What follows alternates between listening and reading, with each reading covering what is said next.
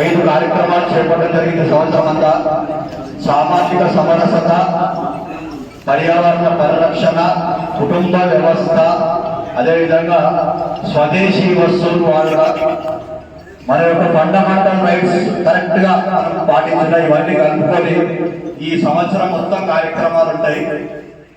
ఈ అందరం కూడా ఉన్నది నవరాత్రుల లోపల ఉగాది నుండి శ్రీరామనవమికి నవరాత్రులు ఉంటాయి.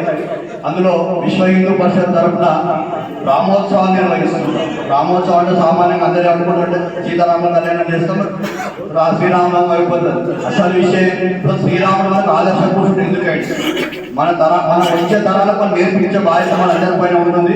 దాని ఉద్దేశంలో మన విశ్వ హిందూ పరిషత్ ఈ కార్యక్రమం చేపట్టడం జరిగింది.